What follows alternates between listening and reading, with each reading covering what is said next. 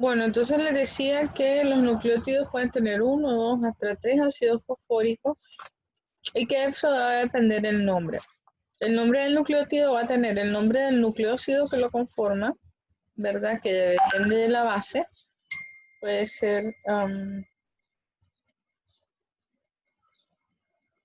puede ser adenosina, puede ser guanosina, puede ser citidina, ¿verdad? Eso, cuando ustedes escuchen ese nombre, eso es un nucleócido. En cambio, el nucleótido ustedes le agregan el apellido, que es monofosfato si tiene un fósforo, perdón, un ácido fosfórico, difosfato si tiene dos fósforos o ácido fosfórico, o un trifosfato, como es el caso del ATP. Pero bueno, ¿cómo se forma el nucleótido? Vamos a entrar un poco en lo que es la síntesis o el metabolismo. Les decía que está hecho de una base nitrogenada más un azúcar más un ácido fosfórico. Normalmente primero se forma la, la unión entre la base nitrogenada y la pentosa a través de un enlace N-glucosídico que estuvimos viendo la vez pasada, que se da entre el nitrógeno 9 de la adenina y el carbono 1 de la pentosa. En este caso es una ribosa.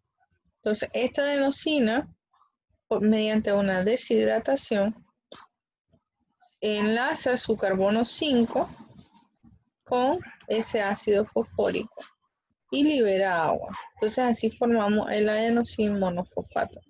Pero la síntesis de los nucleótidos va más allá de solo esta reacción. Tenemos que saber de dónde viene esta pentosa, de dónde viene estas bases nitrogenadas. Ahora, vamos a empezar o a decir que en general en la síntesis o en las biosíntesis, tanto de purinas como de pirimidina, tenemos dos tipos, ¿verdad?, de producción de nucleótidos.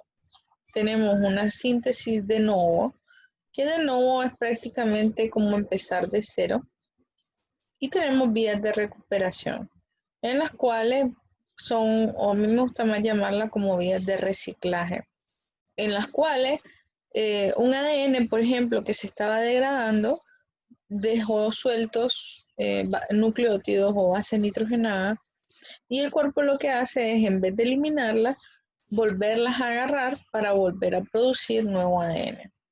Ahora, ¿por qué tanta dinámica con esto? Bueno, como ustedes sabrán, los ácidos nucleicos contienen el material genético de las células, y normalmente cuando la célula entra en división, es decir, de una célula madre salen dos células hijas, yo necesito duplicar todo ese material genético. Entonces, la producción de nucleótidos es particularmente importante para aquellas células que están en constante división celular. Por ejemplo, tenemos las células de la piel, las células que producen el cabello, las células del intestino, incluso las células respiratorias. Esas están en constante renovación. Es como cuando hay personas que tienen dinero y pintan la casa todos los años o cada 6 meses. Es una renovación. Entonces, ese tipo de tejidos, ese tipo de epitelio, está en una renovación constante. ¿Y cómo lo hacen? A través de la división celular, duplicando, ¿verdad?, su material genético. Por eso es que es muy importante mantener adecuadas cantidades de nucleótidos o de las sustancias de las que vienen las bases nitrogenadas. Ahora, ¿ustedes han oído hablar de alimentos ricos en nucleótidos? O sea, si hemos oído hablar de alimentos ricos en lípidos, en grasa, en carbohidratos, pero ¿ustedes han oído hablar de alimentos ricos en nucleótidos o en ácidos nucleicos? Cuéntenme su experiencia al respecto.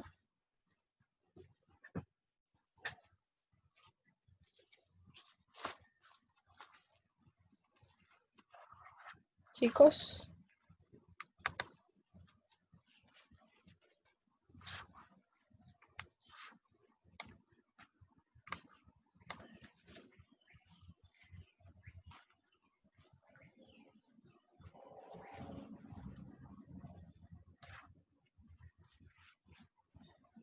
Por ejemplo, Dara dice que no.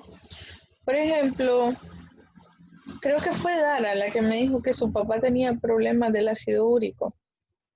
Ya vimos que el ácido úrico viene de la degradación de nucleótidos. ¿Qué alimentos le prohibieron comer a su papá?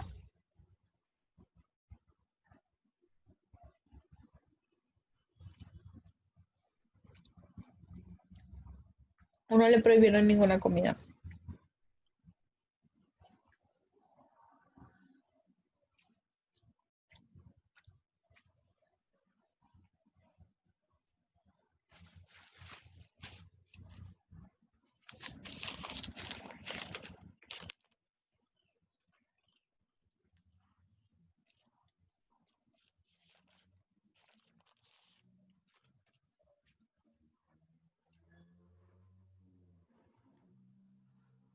Elida, gracias por avisar. Bueno, en general, como vamos a ver hoy, los nucleótidos se pueden sintetizar a partir de otras sustancias. No necesitas consumirlos en grandes cantidades en la dieta. Además que gracias a esas vías de recuperación o reciclaje o salvamento, los que ya construiste los puedes reutilizar. Entonces no es necesario de que estén todo el tiempo consumiéndose. Denme 2 minutitos, por favor.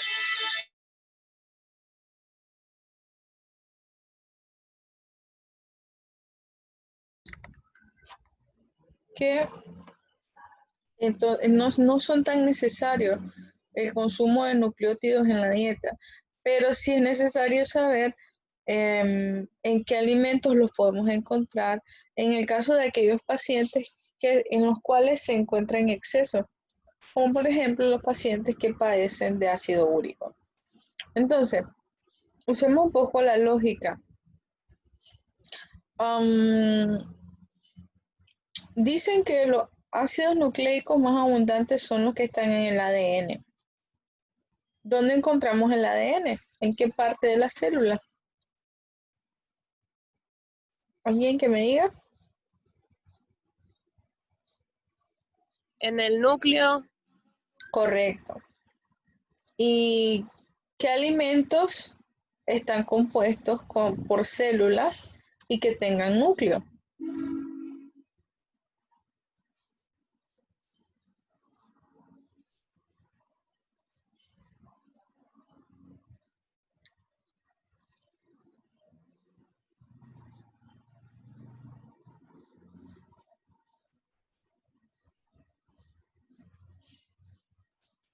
Vamos, de lo que coman diario.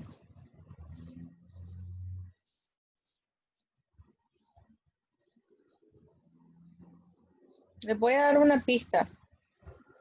Pueden hacer contracción. Las carnes. Correcto. Las carnes animales están hechas por miles de células musculares. Cada célula tiene núcleo. Por lo tanto, si bien es cierto, tienen bastantes proteínas, también vienen con bastante ácidos nucleicos o ADN.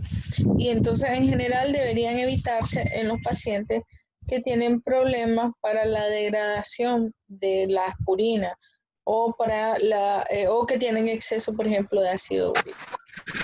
Los vegetales no están exentos, ¿verdad? Hay algunos vegetales que se sabe tienen alto contenido de estas bases nitrogenadas y pueden ayudar a la elevación del ácido úrico, como por ejemplo el tomate.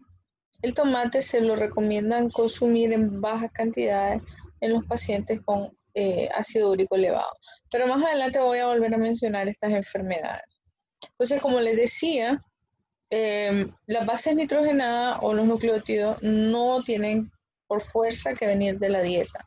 En el cuerpo las podemos sintetizar de nuevo o las podemos reciclar cuando el cuerpo las esté degradando. Normalmente esto surge de varios precursores. Nosotros podemos usar el carbono, el dióxido de carbono, que es un producto de degradación celular. El aspartato, la glicina, la glutamina y el formilo bueno, el formilo no, pero estas otras tres son aminoácidos. ¿Alguien recuerda lo que son los aminoácidos?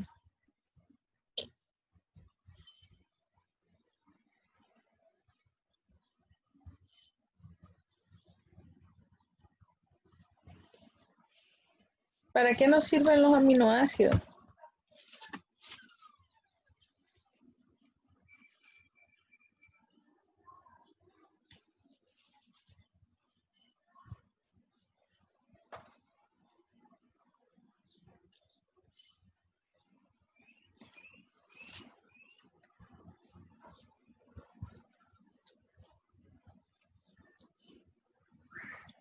Los aminoácidos.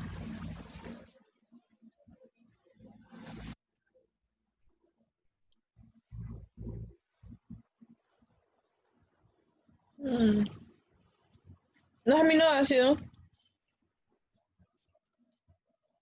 son los monómeros de las proteínas. Recuerden que tenemos 20 aminoácidos.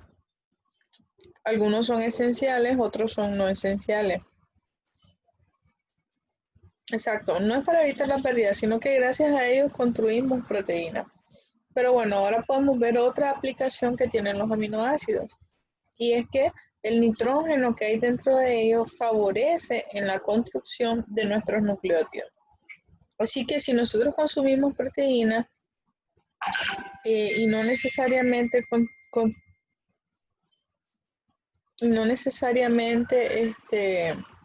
consumimos carne, sino que, por ejemplo, proteína de la soya, proteína del frijol. También a partir de eso podemos producir estos ácidos nucleicos y su consumo en la dieta no es 100% necesario o fundamental. Entonces, acá tenemos un precursor de las purinas. Normalmente, para poder pasar a las bases nitrogenadas que forman parte del ADN, hay que producir una base nitrogenada llamada hipoxantina. La hipoxantina, como ustedes pueden ver, ya contiene el doble anillo nitrogenado que posteriormente va a dar origen a la adenina y a la guanina.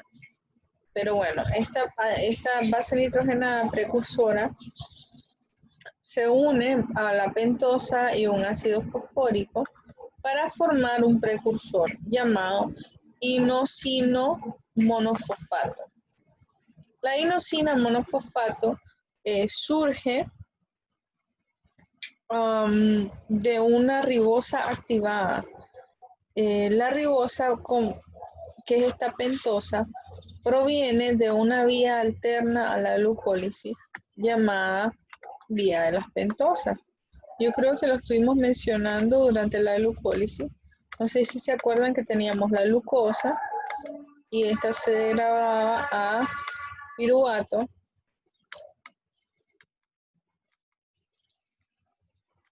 Pero a partir del segundo paso en el esquema también mencionaban una vía alterna, que era la vía de las pentosas. Entonces, en esta vía de la pentosa es que nosotros podemos producir la ribosa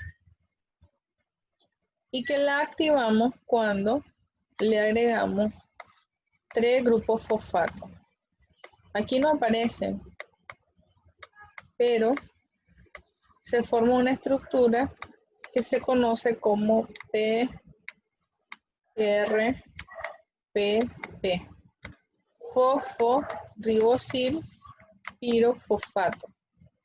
Entonces el PRPP va a usar la energía de estos 2 grupos fosfato para poderlo fusionar con la base nitrogenada hipoxantina y producir el inosin monofosfato, que es necesario, como vamos a ver en pasos subsiguientes, para la producción de nuestros nucleótidos purínicos.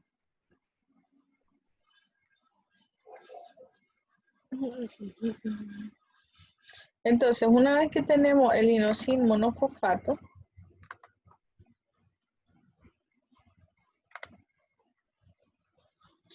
¿verdad? Ya ustedes pueden ver que para formar la hipoxantina usamos distintas partes de otras moléculas.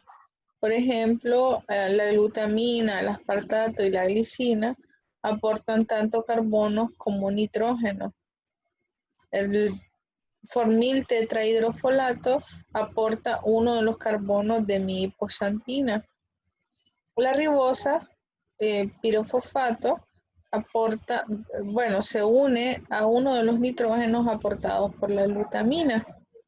Y bueno, en esto pueden ver lo que es la importancia de los tetrahidrofolatos. Para aquellos de ustedes que no saben lo que son los tetrahidrofolatos, son estructuras asociadas a lo que es la vitamina B9, también conocida como ácido fólico. El ácido fólico es un cofactor primordial para la síntesis de estas bases nitrogenadas, porque forman parte de su esqueleto. Cuando una persona, por ejemplo las embarazadas, tienen un déficit de ácido fólico, normalmente no van a poder producir este tipo de bases nitrogenadas con regularidad. El problema es que son necesarias porque durante el proceso de formación del bebé existen miles de millones de divisiones celulares. Y si acaso el material genético no se completa, entonces eso va a hacer que la mamá con una deficiencia de ácido fólico tenga un niño con malformaciones congénitas, generalmente malformaciones o defectos del tubo neural. Entonces, acá en este esquema nos podemos dar una idea de dos cosas. Uno es que las purinas no son necesarias en la dieta, porque las bases purínicas pueden surgir de otros precursores, como son el dióxido de carbono y algunos aminoácidos. La otra cosa que nos podemos dar cuenta es la importancia, ¿verdad?, de la vitamina B12 a través del tetrahidrofolato. Perdón, la vitamina B9, que es el ácido fólico. Y en ausencia o en deficiencia de la cual podemos tener ciertas anomalías, como por ejemplo las malformaciones que ocurren en los bebés de madres con deficiencia de ácido fólico, que está asociado a esto de la estructura de las purinas. Ahora ya tenemos el inosil monofosfato, que es la hipoxantina unida a una ribosa activada o a una ribosa pirofosfato. Entonces, esta inosina monofosfato, vamos a ver los pasos que ocurren para transformarla en ATP, GTP, o en DADTP o DGTP. Y todos sus primos hermanos, ¿verdad? Como son los monofosfatos y los difosfatos.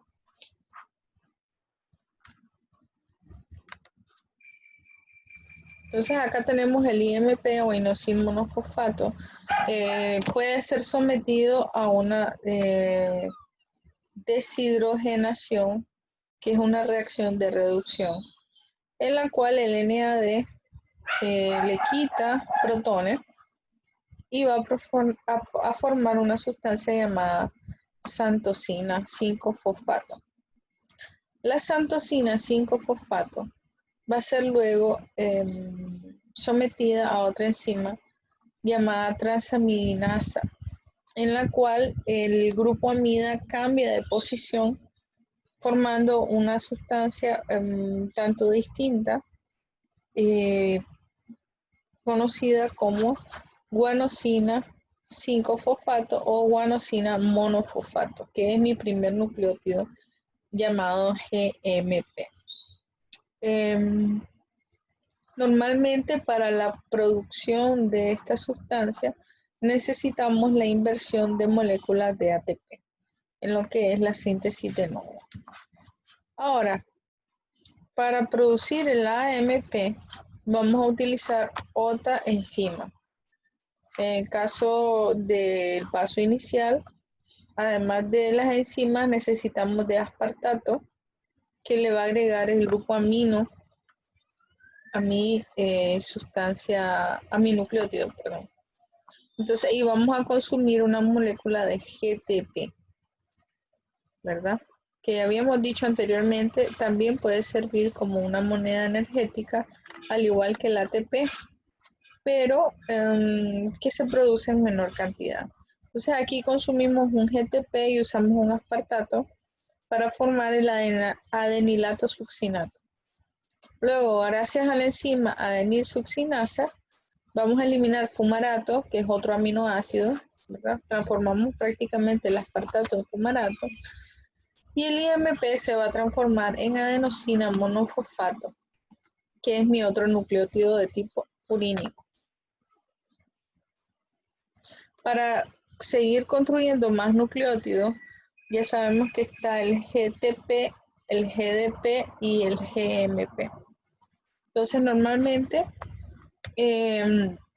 como les decía, utilizamos el ATP. La energía del ATP, además de procurar la unión, aporta lo que es el grupo fosfato para pasar de monofosfato a difosfato y luego a trifosfato.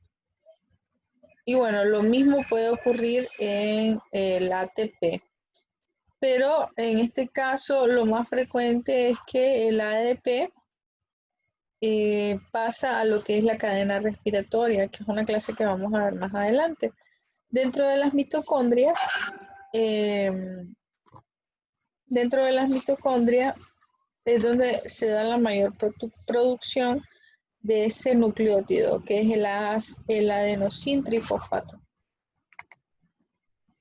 O sea, aquí podemos ver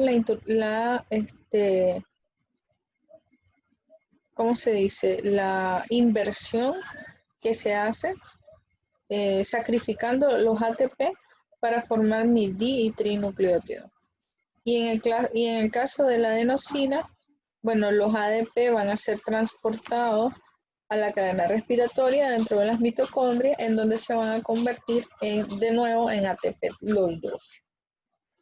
Entonces, de aquí podemos ver la otra forma de sintetizar nucleótidos purínicos, como es la vía de recuperación.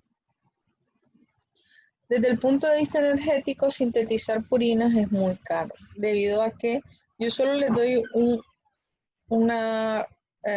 resumen de los pasos, pero en general se invierte mucha energía. Entonces, para evitar ese exceso de inversión de energía, podemos tener dos vías de recuperación, ¿verdad? Podemos fosforilar una purina libre, como es la adenina fosforibosil. Gracias a la adenina fosforibosil transferasa, el PRPP que nos servía para producir el IMP va a ser directamente unido a una base nitrogenada de adenina y vamos a producir nuestro nucleótido AMP, ¿verdad? Obviamente la adenina tiene que estar ya sintetizada y normalmente proviene de la degradación de ácidos nucleicos. Cuando, por ejemplo, la célula muerto, cuando se degrada ARN, que ya no se utiliza, entonces se libera la base nitrogenada, que es la adenina, y se rescata gracias a su función a su fusión con la PRPP, que es la fosforibosil pirofosfato, que esta se produce después de la vía de las pentosas.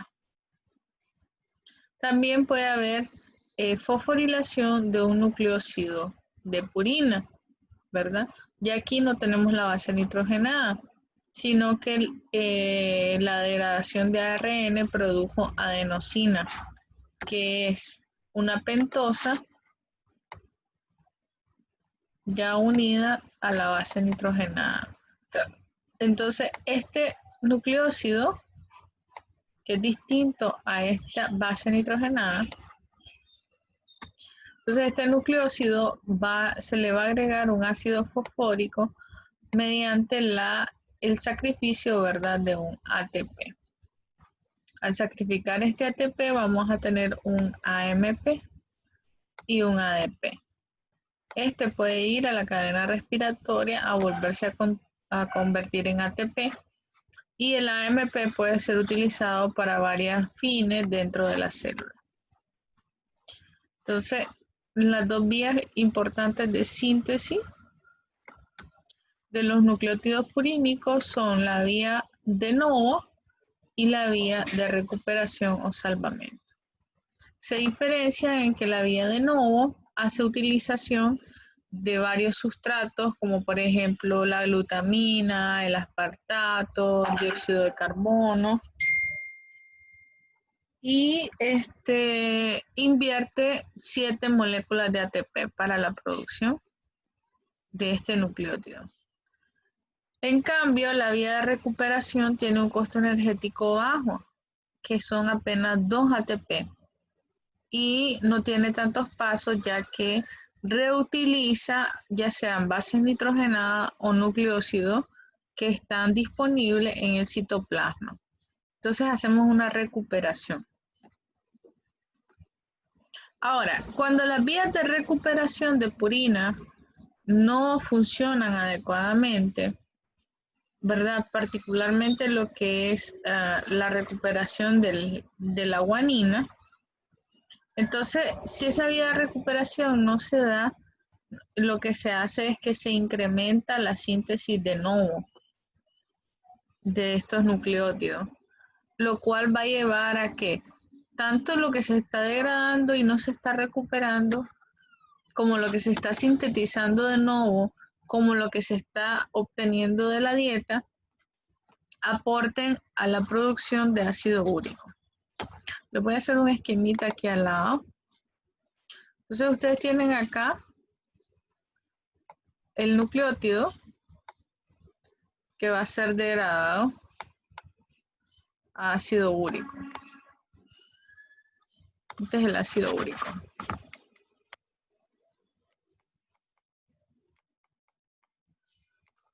Esta es mi purina.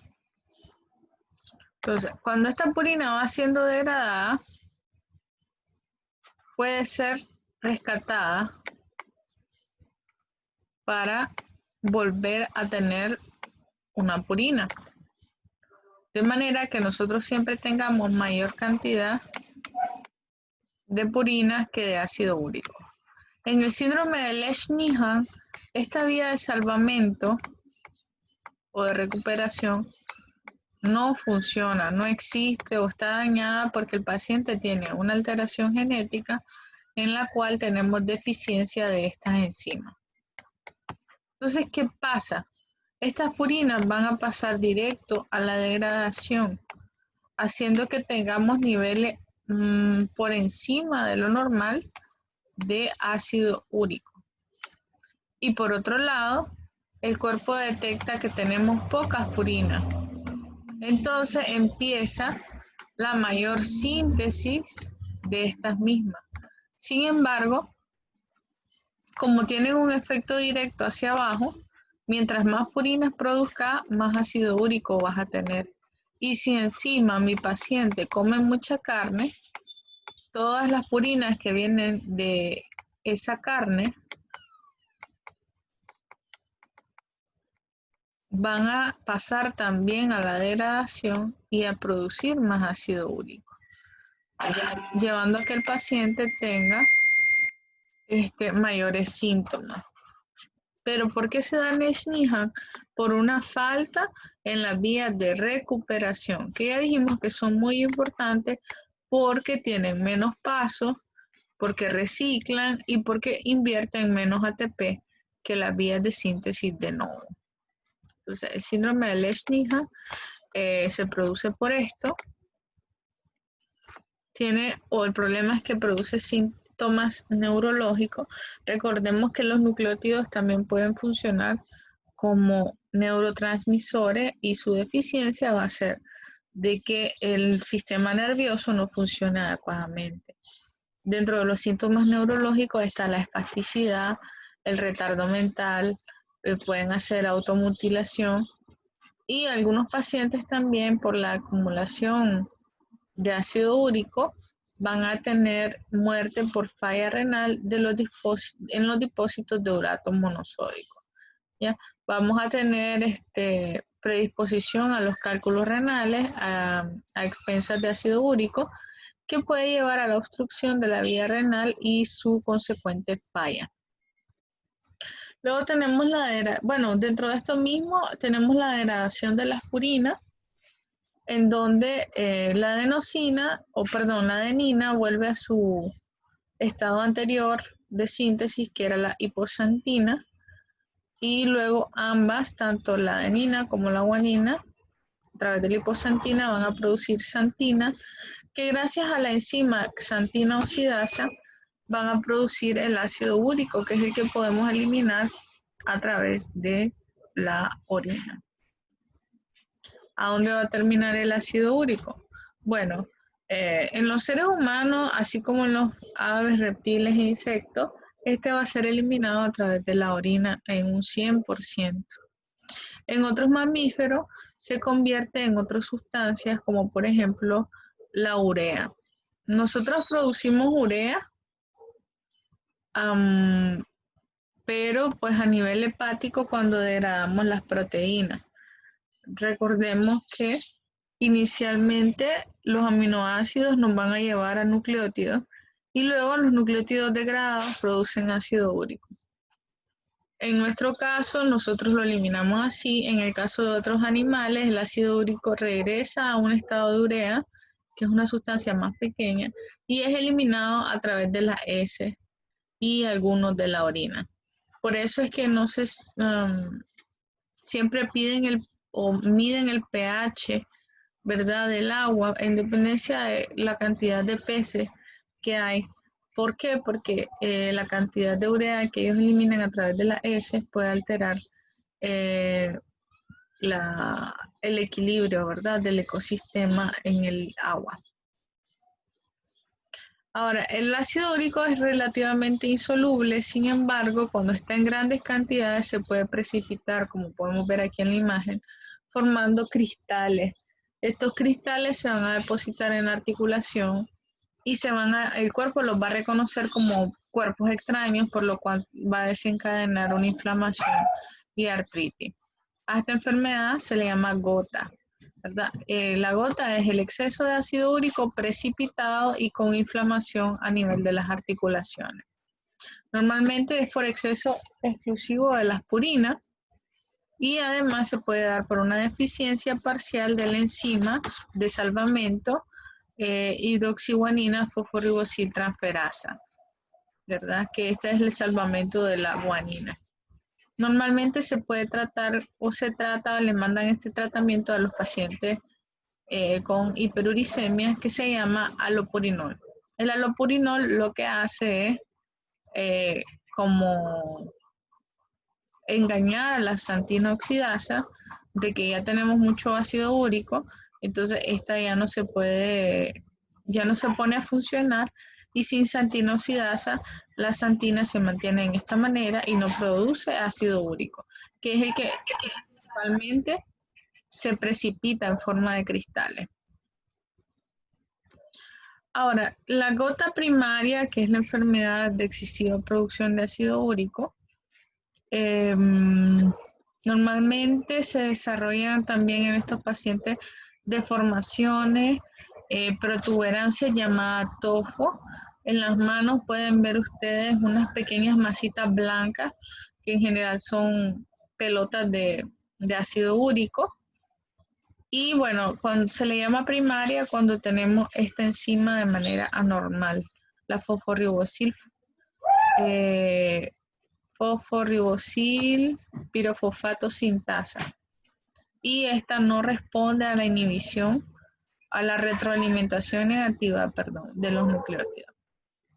También el alopurinol funciona como tratamiento para esta patología.